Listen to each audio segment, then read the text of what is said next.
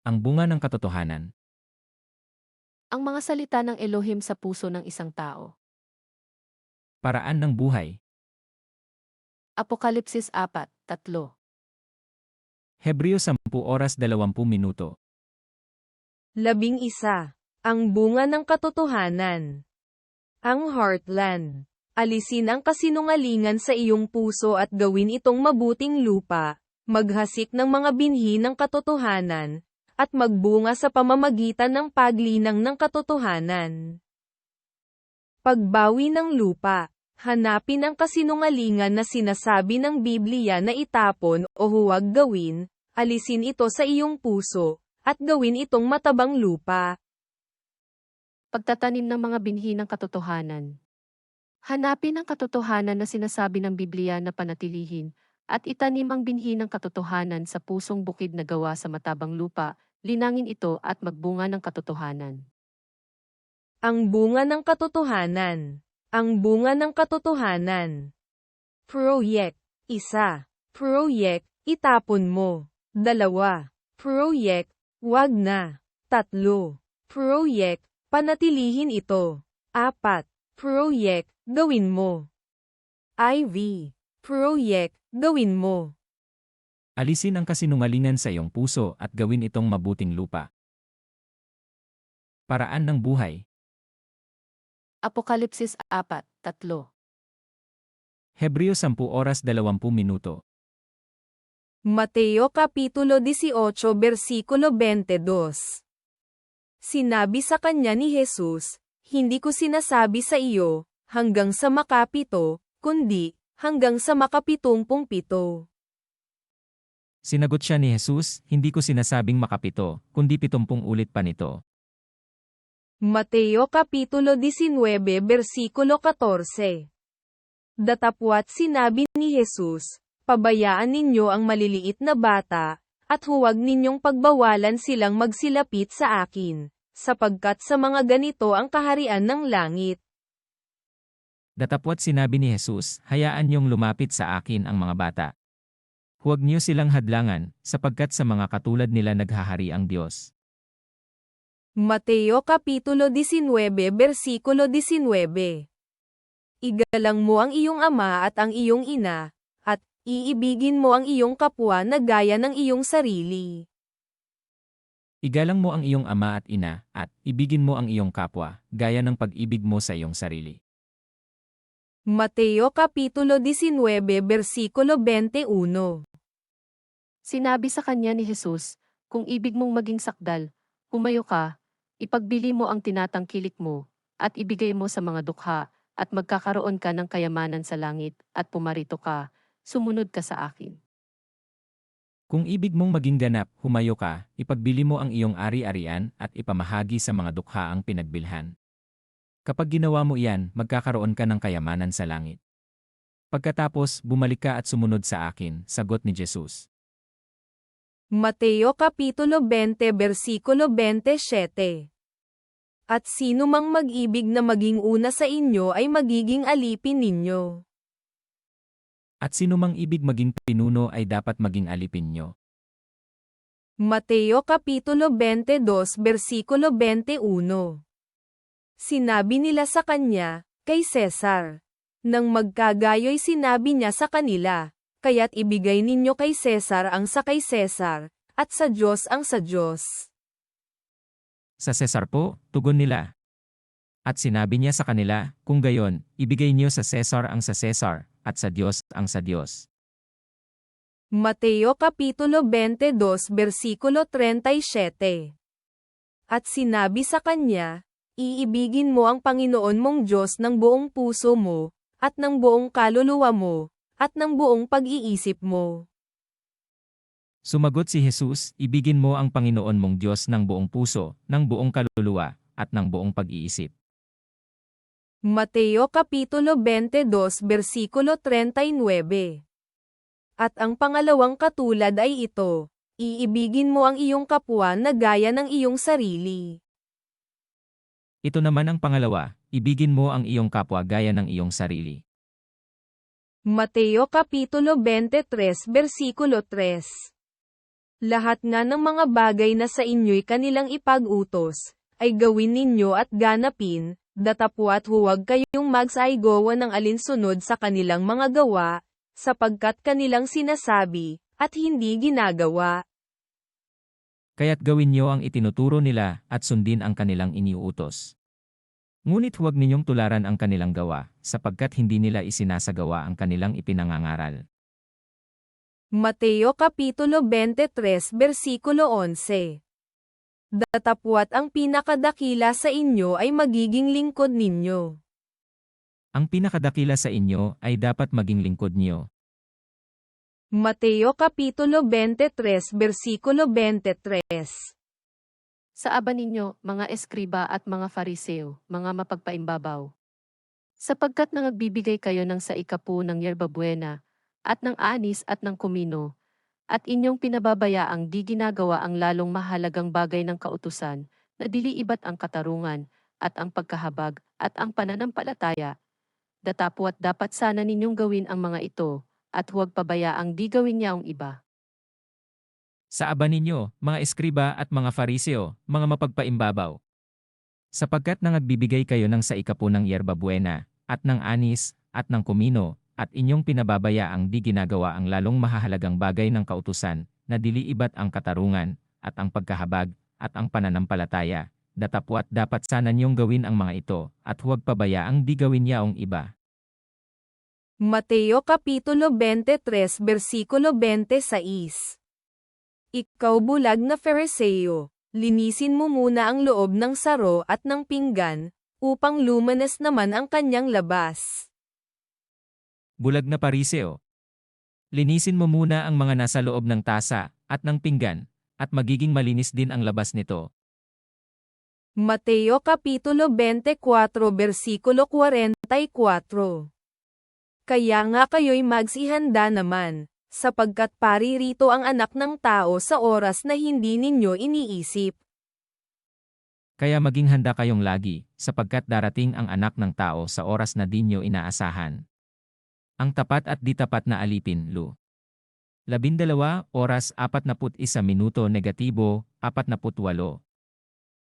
Mateo Kapitulo 25 Versikulo 13. Mangagpuyat nga kayo, sapagkat hindi ninyo nalalaman ang araw ni ang oras. Kaya magbantay kayo, sapagkat hindi ninyo alam ang araw ni ang oras. Ang talinghaga tungkol sa mga aliping pinagkatiwalaan ng salapi, Lu. 19 oras 11 minuto negatibo 27. At ang aliping walang kabuluhan ay inyong itapon sa kadiliman sa labas, diyan na nga ang pagtangis at ang pagngangalit ng mga ngipin. Mateo Kapitulo 25 Versikulo 30. Itapon niyo sa kadiliman sa labas ang aliping walang kabuluhan. Do'y tatangis siya at maggangalit ang kanyang ngipin, ang paghuhukom. Mateo Kapitulo 26 Versikulo 41. Kayo'y mangagpuyat at magsipanalangin, upang huwag kayong magsipasok sa tukso. Ang espiritu sa katotohanan ay may ibig, datapwat mahina ang laman. Magpuyat kayo at manalangin upang huwag kayong madaig ng tukso. Ang espiritu'y nakahanda, ngunit mahina ang laman. Mateo Kapitulo 28 Versikulo 19. Dahil dito magsiyaon nga kayo, at gawin ninyong mga alagad ang lahat ng mga bansa, na sila'y inyong bautismuhan sa pangalan ng Ama at ng Anak at ng Espiritu Santo. Kaya, humayo kayo at gawin niyong alagad ko ang lahat ng bansa. Bautismuhan niyo sila sa ngalan ng Ama, at ng Anak, at ng Espiritu Santo. Mateo Kapitulo 28 Versikulo 20. Naituro ninyo sa kanila na kanilang ganapin ang lahat ng mga bagay na iniutos ko sa inyo, at narito, ako'y sumasa inyong palagi, hanggang sa katapusan ng sanglibutan. At turuang sumunod sa lahat ng ipinag-utos ko sa inyo. Tandaan ninyo, ako'y laging kasama nyo hanggang sa katapusan ng sanlibutan. Marcos Kapitulo 8 Versikulo 15. At ipinagbilin niya sa kanila na nagsabi, "Tingnan ninyo, mangagingat kayo sa lebadura ng mga Fariseo at sa lebadura ni Herodes." Kay ingat kayo. Ilagan niyo ang lebadura ng mga Pariseo at ang lebadura ni Herodes, babala ni Jesus sa kanila. Marcos Kapitulo 9 versikulo 35. At siya'y naupo, at tinawag ang 12, at sa kanila'y sinabi niya, kung sino man ang ibig na maging una, ay siyang mahuhuli sa lahat, at lingkod ng lahat. Naupo si Jesus, tinawag ang 12 at sinabi, ang sinumang nagnanais maging una ay dapat maging huli sa lahat, at maging lingkod ng lahat. Marcos Kapitulo 9 versikulo 43. At kung ang kamay mo ay makapagpapatisod sa iyo, ay putulin mo, mabuti pa sa iyo ang pumasok sa buhay na pingko, kaysa may 2 kamay kang mapa sa impyerno, sa apoy na hindi mapapatay. Kung ang kamay mo ang nagiging sanhi ng iyong pagkakasala, putulin mo. Mabuti pa ang mapunta ka sa langit, nang putol ang isang kamay kaysa may 2 kamay na mahulog ka sa impyerno, sa apoy na hindi mamamatay.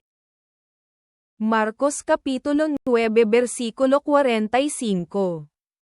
At kung ang paa mo'y makapagpapatisod sa iyo, ay putulin mo, mabuti pa sa iyo ang pumasok kang pilay sa buhay kaysa may 2 paa kang mabulid sa impyerno.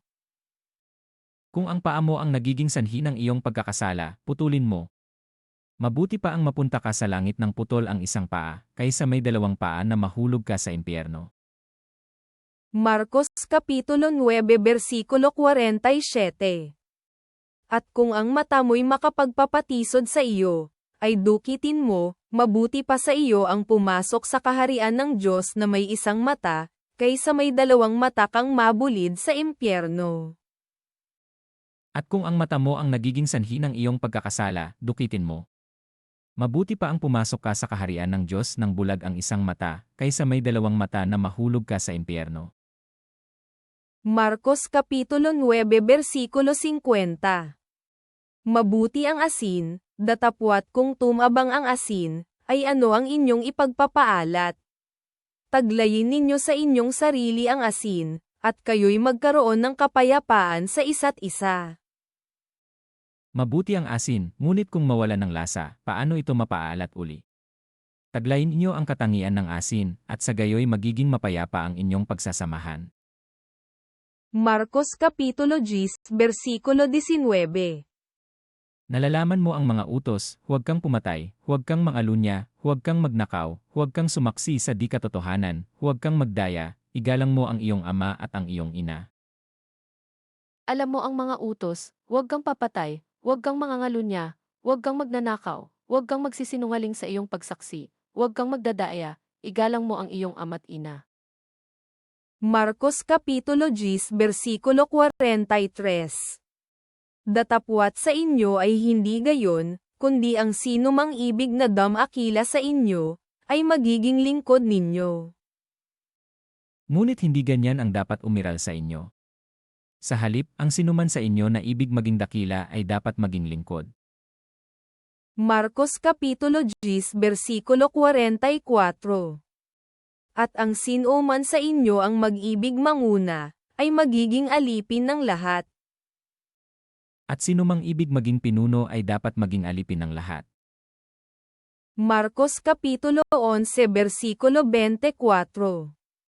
Kaya nga sinasabi ko sa inyo, ang lahat ng mga bagay na inyong idinadalangin at hinihingi, ay magsisampalataya kayo na inyong tinanggap na, at inyong kakamten. Kaya't sinasabi ko sa inyo, anuman ang hininyo sa panalangin, manalig kayong natanggap na ninyo iyon, at matatanggap nga ninyo. Marcos Kapitulo 11 versikulo 25. At kailanman kayo inangakatayong nagsisipanalangin, mangagpatawad kayo, kung mayroon kayong anumang laban sa kanino man, upang ang inyong Ama naman na nasa langit ay patawarin kayo ng inyong mga kasalanan. Kapag kayo'y mananalangin, patawarin muna ninyo ang nagkasala sa inyo, upang ipatawad din naman sa inyo ng inyong amang nasa langit ang inyong pagkakasala. Marcos Kapitulo 12 versikulo 30. At iibigin mo ang Panginoon mong Diyos ng buong puso mo, at ng buong kaluluwa mo, at ng buong pag-iisip mo, at ng buong lakas mo. Ibigin mo ang Panginoon mong Diyos ng buong puso, ng buong kaluluwa, ng buong pag-isip, at ng buong lakas. Marcos Kapitulo 12 versikulo 31. Ang pangalawa ay ito, iibigin mo ang iyong kapwa na gaya ng iyong sarili. Walang ibang utos na hihigit sa mga ito. Ito naman ang pangalawa, ibigin mo ang iyong kapwa gaya ng iyong sarili. Wala nang ibang utos na hihigit pa sa mga ito. Marcos Kapitulo 13 versikulo 11. At pagka kayo'y dinala sa harap ng mga kapulungan, at kayo'y ibigay, ay huwag kayong mga balisa kung ano ang inyong sasabihin. Datapwat ang ipagkaloob sa inyo sa oras na yaon, ay siya ninyong sabihin, sapagkat hindi kayo ang magsasalita, kundi ang Espiritu Santo. Kapag kayo'y dinakip na nila at iniharap sa paglilitis, huwag kayong mababahala tungkol sa sasabihin nyo. Sa oras na yon, sabihin nyo ang anumang ipagkaloob sa inyo, sapagkat hindi kayo ang magsasalita, kundi ang Espiritu Santo. Marcos Kapitulo 13 versikulo 33. Kayo'y mangag-ingat, mangagpuyat at magsipanalangin, sapagkat hindi ninyo nalalaman kung kailan kaya ang panahon. Mag-ingat kayo at maging handa sapagkat hindi nyo alam kung kailan ito mangyayari. Marcos Kapitulo 13 versikulo 36. Baka kung biglang pumarito ay kayo'y mangarat ng nanggatutulag. Baka sa kanyang biglang pagdating ay maratnan kayong natutulog. Marcos Kapitulo 13 versikulo 37. At ang sinasabi ko sa inyo ay sinasabi ko sa lahat, mangagpuyat kayo. Ang sinasabi ko sa inyo ay sinasabi ko sa lahat, maging handa kayo. Marcos Kapitulo 16 versikulo 15. At sinabi niya sa kanila, magsiyaon kayo sa buong sanglibutan, at inyong ipangaral ang ebanghelyo sa lahat ng kinapal. At sinabi ni Jesus sa kanila, humayo kayo sa buong sanlibutan, at ipangaral ninyo sa lahat ang mabuting balita. Lucas Kapitulo 5 versikulo 4. At pagtigil niya ng pagsasalita, ay sinabi niya kay Simon, pamaron ka sa laot, at ihulog ninyo ang inyong mga lambat upang mamalakaya. Pagkatapos niyang magsalita ay sinabi kay Simon, pumalaot kayo at ihulog ang mga lambat upang manghuli. Lucas Kapitulo 6 versikulo 27. Datapwat sinasabi ko sa inyong nangakikinig, ibigin ninyo ang inyong mga kaaway, gawan ninyo ng mabuti ang nangapupuot sa inyo. Ngunit sinasabi ko sa inyo, mga nakikinig, ibigin niyo ang inyong mga kaaway, gawan niyo ng mabuti ang mga napupuot sa inyo. Lucas Kapitulo 6 versikulo 28. Pagpalain ninyo ang sa inyo'y sumusumpa at ipanalangin ninyo ang sa inyo'y lumalay. Pagpalain niyo ang mga sumusumpa sa inyo, idalangin niyo ang mga umaapi sa inyo. Lucas Kapitulo 6 versikulo 29. Sa sumampal sa iyo sa isang pisngi, iharap mo naman ang kabila, at ang sa iyo'y mag-alis ng iyong balabal, huwag mong itanggi pati ng iyong tanika. Kapag sinampal ka sa isang pisngi, iharap mo rin ang kabila. Kapag inaagaw ang iyong balabal, ibigay mo pati ang iyong baro. Lucas Kapitulo 6 versikulo 30. Bigyan mo ang bawat sa iyo'y humihingi, at sa kumuha ng pag-aari mo, ay huwag mong hindyang muli. Bigyan mo ang bawat nang hihingi sa iyo, at kung may kumuha ng iyong ari-arian, ay huwag mo nang bawiin pa ang mga iyon. Lucas Kapitulo 6 versikulo 31. At kung ano ang ibig ninyong sa inyo'y gawin ng mga tao, gayon din ang gawin ninyo sa kanila. Gawin niyo sa iba ang ibig ninyong gawin nila sa inyo. Lucas Kapitulo 6 versikulo 35. Datapwat ibigin ninyo ang inyong mga kaaway at gawan ninyo sila ng mabuti, at mangagpahiram kayo, na kailanman ay huwag mawawalan ng pag-asa, at malaki ang sa inyo'y magiging ganti, at kayo'y magiging mga anak ng kataas-taasan, sapagkat siya ay magandang loob sa mga walang turing at sa masasama. Sa halip, ibigin niyo ang inyong mga kaaway at gawan niyo sila ng mabuti. Magpahiram kayo na hindi umaasa ng anumang kabayaran. Sa gayon, malaking gantimpala ang tatamuhin niyo at kayo'y magiging mga anak ng kataas-taasan. Sapagkat siya'y mabuti sa masasama at sa mga hindi marunong tumanaw ng utang na loob. Lucas Kapitulo 6 versikulo 36. Magmaawain kayo, gaya naman ng inyong ama na maawin. Maging mahabagin kayo gaya ng inyong ama. Paghatol sa kapwa, hindi, 7, 1/5. Lucas Kapitulo 6 versikulo 37. At huwag kayong mangagsihatol, at hindi kayo hahatulan, at huwag kayong mangagparusa, at hindi kayo parurusahan, mangagpalaya kayo, at kayo'y palalayain. Huwag kayong humatol at hindi kayo hahatulan ng Diyos. Huwag kayong magparusa at hindi kayo parurusahan ng Diyos. Magpatawad kayo sa inyong kapwa at patatawarin kayo ng Diyos. Lucas Kapitulo 6 versikulo 38. Mangagbigay kayo, at kayo'y bibigyan, takal na mabuti, pikpik, leglig, at umaapaw, ay ibibigay nila sa inyong kandanggan. Sapagkat sa panukat na inyong isukat ay doon kayo muling susukitin. Magbigay kayo at bibigyan kayo ng Diyos, hustong takal, siksik, liglig, at umaapaw pa ang ibibigay sa inyo. Sapagkat ang takalang ginagamit niyo sa iba ay siya ring gagamitin ng Diyos sa inyo. Lucas Kapitulo 7 versikulo 22. At sumagot siya at sa kanila isinabi, magsiparoon kayo, at sabihin ninyo kay Juan ang mga bagay na inyong nakakita at nangarinig. Ang mga bulag ay nangakakakita, ang mga pilay ay nagsisilakad, ang mga ketongin ay nangalilinis, at ang mga bingi ay nangakaririnig, ang mga patay ay ibinabangon, sa mga dukha ay ipinangangaral ang mabubuting balita. Sinabi niya sa kanila pagkatapos, bumalik kayo kay Juan at sabihin ang inyong nakita at narinig, nakakikita ang mga bulag, nakalalakad ang mga pilay, gumagaling ang mga ketongin, nakaririnig ang mga bingi, muling nabubuhay ang mga patay, at ipinangangaral sa mga dukha ang mabuting balita. Lucas Kapitulo 8 versikulo 39. Umuwi ka sa iyong bahay, at ipahayag mo kung gaano kadakilang mga bagay ang ginawa ng Diyos sa iyo. At siya yumaon ng kanyang lakad, na ibinabalita sa buong bayan, kung gaanong kadakilang mga bagay ang sa kanya'y ginawa ni Jesus. Umuwi ka na sa inyo, ani Jesus, at ipahayag mo ang dakilang bagay na ginawa sa iyo ng Diyos. Umuwi nga ang lalaki at ipinamalita sa buong bayan ang ginawa sa kanya ni Jesus. Binuhay ang anak ni Jairo at pinagaling ang isang babae. DC, 9:18 negatibo 26, DC. 5:21 negatibo 43. Lucas Kapitulo 8 versikulo 50. Datapwat nang marinig ito ni Jesus ay sumagot sa kanya, huwag kang matakot, manampalataya ka lamang, at siya igagaling.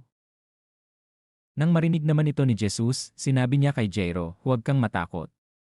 Manaligkat di siya maaano.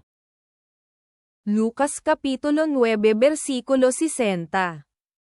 Datapwat sinabi niya sa kanya, pabayaan mong ilibing ng mga patay ang kanilang sariling mga patay, datapwat yumaon ka at ibalita mo ang kaharian ng Diyos. Sinabi ni Jesus sa kanya, ipaubaya mo na sa mga patay ang paglilibing ng kanilang mga patay. Ngunit ikaw, humayo ka at ipahayag mo ang tungkol sa paghahari ng Diyos.